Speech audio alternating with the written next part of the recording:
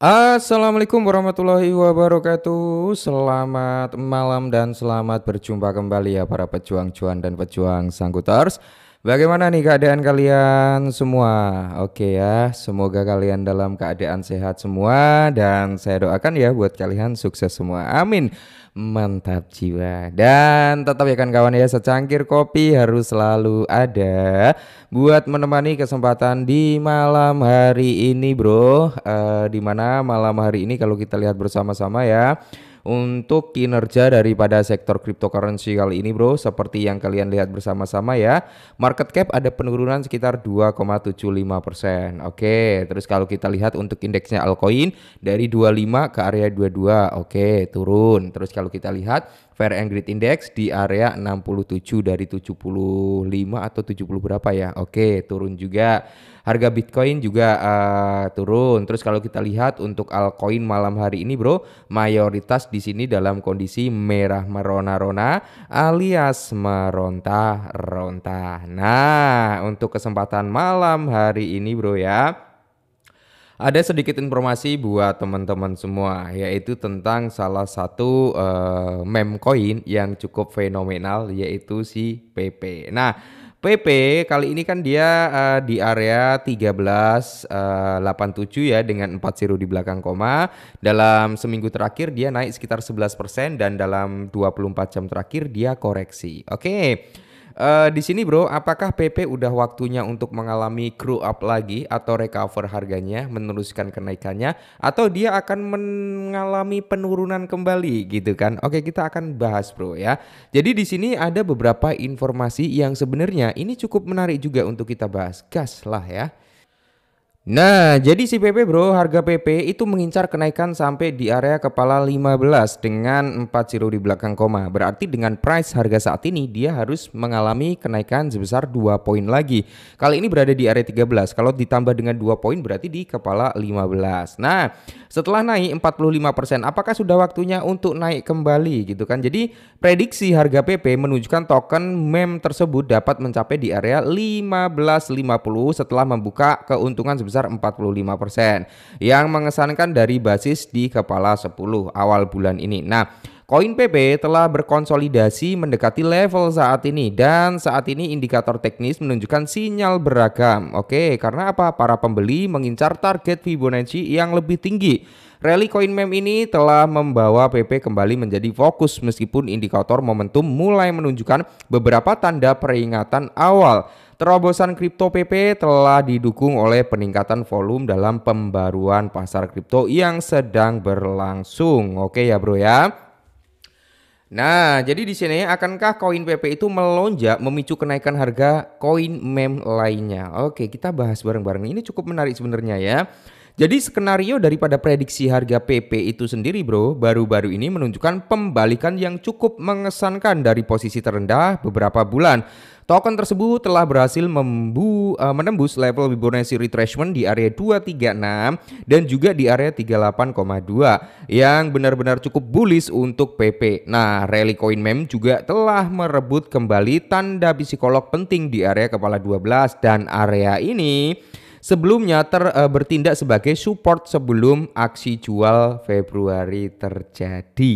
Oke ya.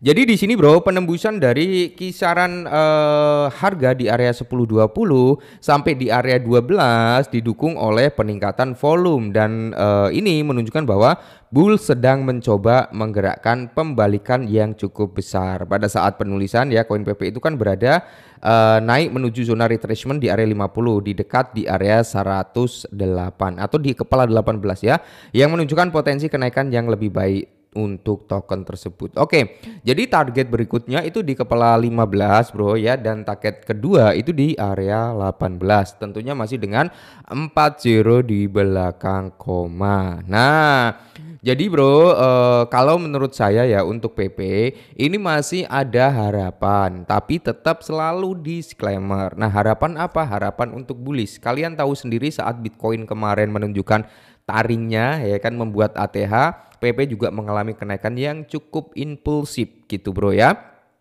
Jadi untuk si PP sendiri kalau menurut saya nih Bro ya, kalau menurut saya prospek untuk jangka panjangnya si PP itu masih ada harapan. Apalagi para komunitas PP itu kan menargetkan harganya itu di area Rp1. Oke, meskipun menuju ke area Rp1 itu tidak semulus kita masuk pintu tol dengan bayar jebret kita langsung masuk gaspol, nggak seperti itu juga kali ya. Tapi kita juga harus memerlukan yang namanya value yang masuk dalam sektor kripto itu mendominasi ke altcoin terlebih dahulu gitu bro ya. Nah, bagaimana cara kita mengetahui bahwasanya value dari sektor kripto itu udah masuk ke dalam altcoin? Ya dengan adanya Bitcoin dominance ya. Saat Bitcoin dominance itu udah mulai turun bro, dan kita melihat Bitcoin itu mungkin stabil gitu kan atau konsolidasi, Ethereum menguat, ya udah bro, all season terjadi. Tapi selama Bitcoin dominance itu masih tinggi, ya jangan berharap terlebih dahulu ya. Nah, oke, di mana jangka waktu harian menunjukkan tanda-tanda peringatan kelelahan. Pada grafik harian seperti yang diungkapkan oleh CoinGecko, lonjakan harga PP meningkat setelah melewati formasi baji jatuh yang cukup mengesankan dan token tersebut berhasil menguji ulang zona support di dekat area 10.50. Namun, candle saat ini menunjukkan sumbu atas yang cukup panjang dan ini menunjukkan tekanan jual interdry di sekitar level Fibonacci retracement yaitu di area harga 160 bro ya.